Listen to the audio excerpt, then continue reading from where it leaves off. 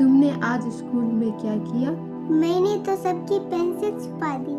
सब मुझे ढूंढते ढूंढते परेशान हो गए। नीना, यह तो शरारत है। किसी को परेशान करना अच्छी बात नहीं है। अरे माँ, मजाक कर रही थी। सबका चेहरा देखने लायक था। नीना बेटा, शरारत और दूसरों को तंग करना दो अलग बातें हैं। लेकिन दादी, इसमें तो सब मजे ले रहे थे। अच्छा, अगर तुम्हारी कोई चीज कोई छुपा दे और तुम्हें ढूंढने में दिक्कत हो तो कैसा लगेगा? शायद अच्छा ना लगे। नीना, मेरी पानी की बोतल कहाँ गई? मैंने छुपा दी। नीना, हमेशा तुम ऐसा करती हो। अब हम पानी कहाँ से लाए? नीना, यह सही नहीं है। ओह, मैं बस मजाक कर रही थी। रुको, मैं तुम्हारी बोतल ला देती हूँ। तुम्हारे मजाक से हमें दुख हुआ। दादी, आज स्कूल में मैंने महसूस किया कि मेरी शरारतों से दूसरों को सच में दुख होता है। अच्छा, तो अब समझ आया। शरारत वही है जो सभी को खुश करे, किसी को परेशान नहीं। हाँ दादी, अब मैं वादा करती हूँ कि कभी ऐसा नहीं करूँगी। नीना, तुमने आज किसी की चीज नहीं छुपाई? अब मैं दूसरों को परेशान नहीं करूँगी। अगर करूँगी तो ऐसा जो सबको हंसाए। अब तुम सच में हमारी प्यारी दोस्त बन गई हो। नीना ने यह सीख लिया कि सच्ची शरारत वही होती है जो किसी को दुखी न करे। नीना, तुम आजकल बहुत बदली बदली लग रही हो। स्कूल से कोई शिकायत भी नहीं आ रही है। हाँ माँ, मैंने समझ लिया है कि दूसरों को परेशान करना मजाक नहीं होता। अब मैं ऐसी शरारत करती हूँ जिससे सब खुश हो। ये हुई ना समझदार बेटी। सुनो दोस्तों, आज हम खुशियाँ बांटो खेल खेलेंगे। ये कैसा खेल है? इसमें हर कोई अपने किसी अच्छी चीज या बात से दूसरों को खुश करेंगे। जैसे अगर किसी के पास एक्स्ट्रा चॉकलेट है तो वो बांट सकता है। वाह, ये तो मजेदार है। मैं अपनी पेंसिल बांट सकता हूँ। सब खेल में शामिल हो जाते हैं और खुशियाँ बांटते हैं। आज हमें यह घोषणा करते हुए गर्व हो रहा है कि नीना को सबसे मददगार छात्रा का पुरस्कार दिया जा रहा है।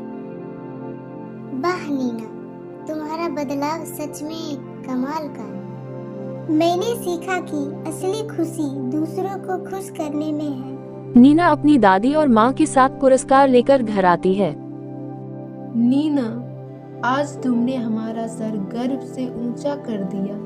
मैंने कहा था ना, जो दूसरों की भलाई करता है वही सच्चा नटखट कहलाता है।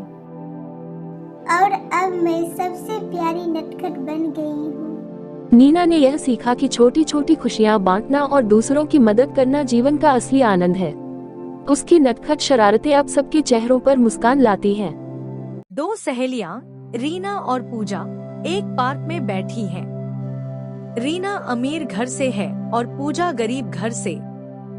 दोनों बचपन से सहेली हैं। पूजा, याद है बचपन में हम कैसे पेड़ों पर चढ़ते थे और गिलहरी के पीछे भागते थे? हाँ, और तुम हमेशा डर जाती थी कि तुम्हारे कपड़े खराब हो जाएंगे। हाँ, और तुम हमेशा कहती थी कपड़े ही तो है, क्या हुआ अगर फट गए? पूजा थोड़ा गंभीर होकर, रीना, तुम्हारे साथ बिताए वो पल मेरे लिए किसी खजाने से कम नहीं थी। पूजा, तुम कुछ परेशान लग रही हो, सब ठीक है? पूजा थोड़ा झिझकते हुए, हाँ, सब ठीक है, बस घर की हालात थोड़ी खराब है। पापा की तबीयत ठीक नहीं रहती और काम भी मुश्किल से चलती है। ओह, तुमने मुझे पहले क्यों नहीं बताया? मैं मदद कर सकती हूँ।